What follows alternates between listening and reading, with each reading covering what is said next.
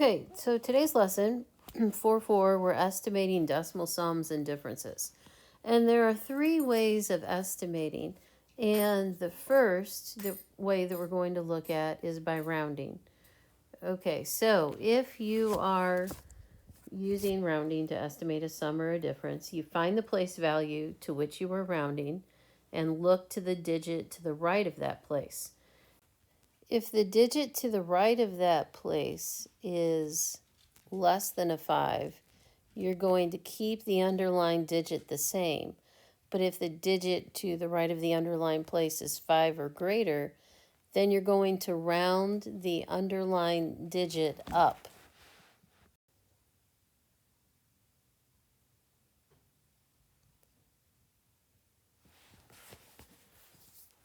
So for an example, let's do 26.57. And we're going to add to it 8.453. Okay, so sometimes on these problems you have a choice of how you want to round, or what place that you want to round it to. And it kind of always makes sense to round to the digit, to that place value, that the first one that they both have in common. So for instance, if I look at these two numbers, I see that there's a 2 in the tens place here, but there's nothing in the tens place on the bottom number. So it doesn't make any sense to round to that place. So I'm going to go to the first place, which is the ones place, where they both have a digit. Okay, so for this problem, what I will do then is I'm going to say, okay, on this problem, on this one in particular, I'm going to round to my ones place. So my 26.57, I'm going to look at the digit to the right of the underlying digit, and it's a 5. So a 5 is going to make the 6 round up to a 7. So this will become 27. On my bottom number, when I look to the digit to the right of the underlying digit that I'm rounding to, it's a 4. So with a 4, I don't do anything to this number. This number is going to stay the same. So I will be adding 8 to 27, and my estimate will be 35.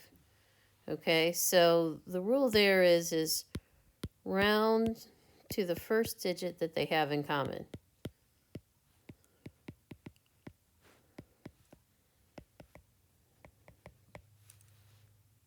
Well, actually, a better way to say it is round to the place value.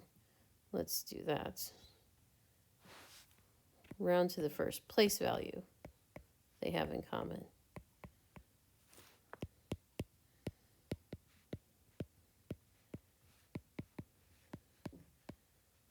Okay, so that is your estimating a sum by rounding. The second way to estimate decimal sums and differences is to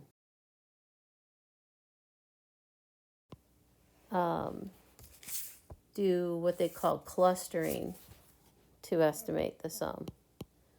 Okay, and an example of clustering, and I'm actually going to just use the one from your worksheet. They have 8.4 plus 8.1 plus 7.9. And what they did there, they said was, well, okay, 8.4 is close to 8. 8.1 is close to 8. 7.9 is close to 8. Well, 3 times 8 is 24. So my sum, I'm going to estimate to be 24. So they just look for a number that is close to each of the individual numbers in the problem, and then multiply it to get the sum. The third way that they estimate sums and differences is by front-end estimation.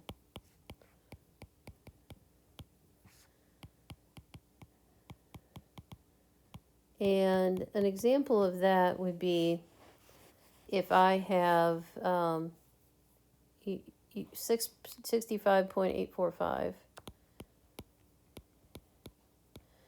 and 42.13. and I'm supposed to estimate the sum. What you do with front end estimation is you add or subtract the front digits in the greatest non-zero place of the greatest number. Okay, so that's a little confusing.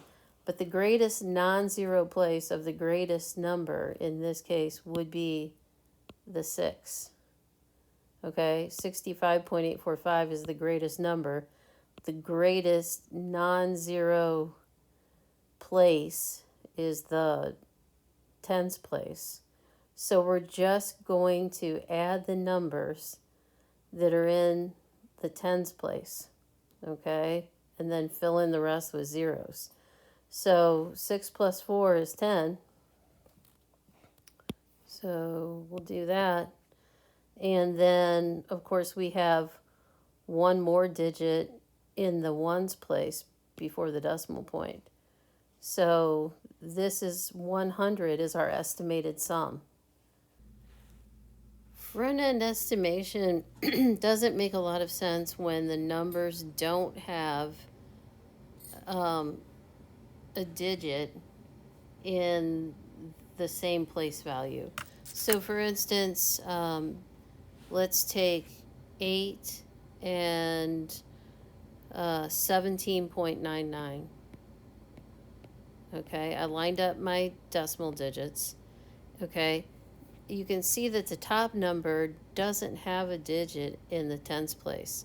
So it wouldn't make a lot of sense for me to do front end estimation, add the 1 and the 0, and then get 10. Okay, so that would be a very poor estimate. So I don't recommend doing front end estimation when you don't have in the greatest place value, you don't have a digit in both numbers. So anytime on the worksheet where it says do front end estimation, but you have a situation like this one, I would not do it that way. I would just go ahead and estimate by rounding. So ignore the directions if you don't have a digit in the same place value, okay? Only use it for ones like this, where in the tens place we have numbers. That's it for today.